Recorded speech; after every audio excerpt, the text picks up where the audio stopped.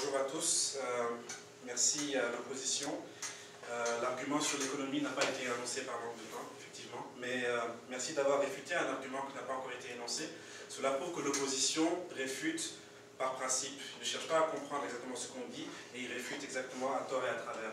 Donc, je rajouterai l'argument du Premier ministre et 3 arguments qui m'appartiennent avant de passer à la réfutation.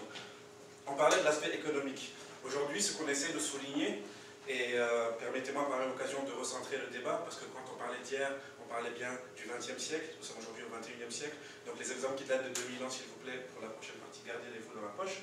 Donc, on dit que l'innovation aujourd'hui, ça doit être vendeur. C'est difficile pour un chercheur d'innover pour le simple plaisir d'innover. Ceux qui cherchaient des choses comme Henry Ford dans leur garage ne peuvent plus le faire parce que les inventions aujourd'hui, on les crédite par les retombées économiques qu'elles peuvent avoir. Aujourd'hui, c'est la viabilité de l'invention qu'on cherche, c'est sa faisabilité. Alors, je vais prendre un exemple pour ne pas trop m'attarder sur l'argument, mais aujourd'hui, moi, chercheur, je voudrais inventer un vélo volant, par exemple.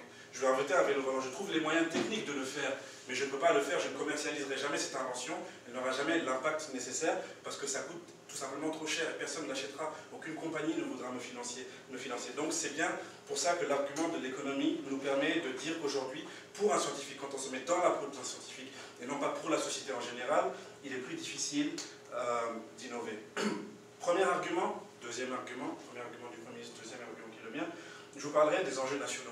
Alors, le XXe siècle a été marqué par un nombre incroyable de guerres. Et tout le monde sait que les guerres ont été un moteur et un catalyseur pour la science. Première guerre mondiale, Deuxième guerre mondiale, guerre froide. On parle des masques à gaz, par exemple, de Einstein, qui est né de l'époque entre deux guerres. Mais laissez-moi m'attarder très rapidement sur la guerre froide. Alors, la guerre froide, opposition entre deux blocs qui veulent faire une compétition, une course à la conquête spatiale. Et ces enjeux-là, qui ont permis à Yuri Gagarin, par exemple, de partir sur la Lune, première homme à aller dans l'espace, en 1961, c'est bien parce qu'il y avait une compétition que cela a pu accélérer et aider les scientifiques à aller plus rapidement à leur objectif de découverte. Aujourd'hui, les enjeux nationaux sont beaucoup moindres. Il n'y a plus d'opposition nationale comme ça. Les conflits se sont transformés. Les problèmes qu'on a, ce sont des problèmes de terrorisme, etc. Donc il n'y a pas d'opposition, cette compétition entre les nations qui va permettre de booster les chercheurs à trouver les ressources nécessaires. Deuxième argument, je vous parlais de l'écart qu'il y a entre les scientifiques et le peuple. Au XXe siècle, encore une fois, on avait un siècle où il y avait beaucoup plus d'ouvriers, où la science était beaucoup plus mystifiée, si je puis dire. L'écart entre scientifiques et les autres était beaucoup plus grand. Donc aujourd'hui, il y a une certaine conscience publique. Et cette conscience rend plus difficile pour les scientifiques de pouvoir se démarquer à travers leur invention.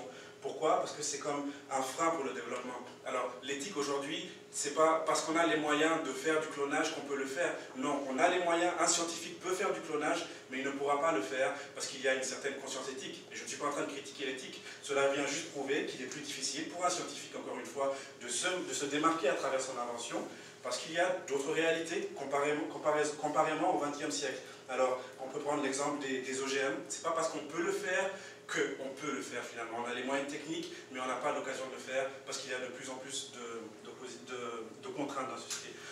Mon troisième argument, qui finalement est le quatrième, pour vous aider à suivre, je vous dirais qu'il y a un changement des mentalités. Alors aujourd'hui, on ne cherche pas la performance. C'est pas au XXe siècle, il fallait faire une invention pour pouvoir se développer, et c'était la productivité qui était à l'ordre du jour. Aujourd'hui, ce qu'on cherche, c'est un autre modèle de développement. Alors, c'est un autre modèle de développement qu'on cherche, c'est le cas, c'est une réalité dans toute la société, avec le développement durable et tout. Donc, il faut prendre en compte, par exemple, les contraintes environnementales.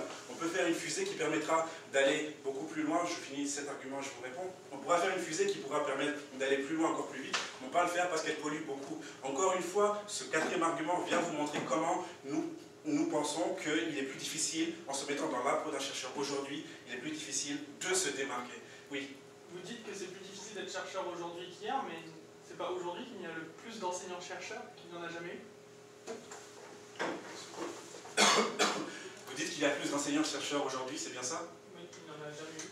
dans toute l'histoire de... Mais écoutez, si on peut regarder ça en termes absolus, et encore une fois, je ne vais pas m'attarder sur les chiffres, parce que je n'ai aucun moyen de vérifier ce que vous dites, mais admettons qu'il y a plus de chercheurs, il y a également un plus grand nombre de personnes sur la population, donc on ne va pas comparer 7 milliards d'habitants à ce qu'il y avait, je ne sais pas, il y a une augmentation très rapide de la population. Donc le plus grand nombre de chercheurs ne vient en rien remettre en cause notre position vis-à-vis du fait qu'il est plus difficile aujourd'hui, dans la prudence scientifique, et non pas seulement des chercheurs, de se faire reconnaître par une innovation.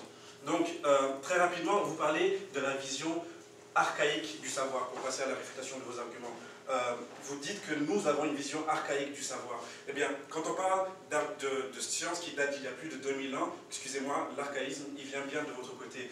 Alors, vous dites que plus on sait et plus on découvre, et que cela est exponentiel. Eh bien, Madame la Présidente, puisque vous voulez rentrer dans les mathématiques, sachez que la fonction exponentielle croît vers une limite.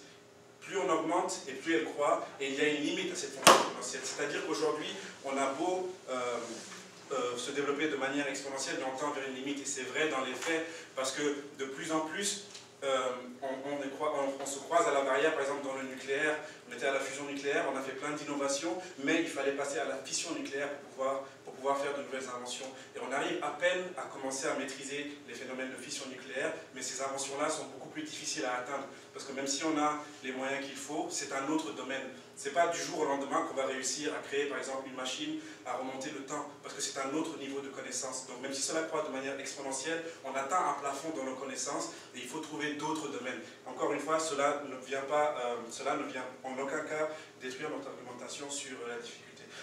Deuxièmement, très rapidement, vous dites avec la diffusion plus rapide du média. Merci, cela nous fait un argument de plus.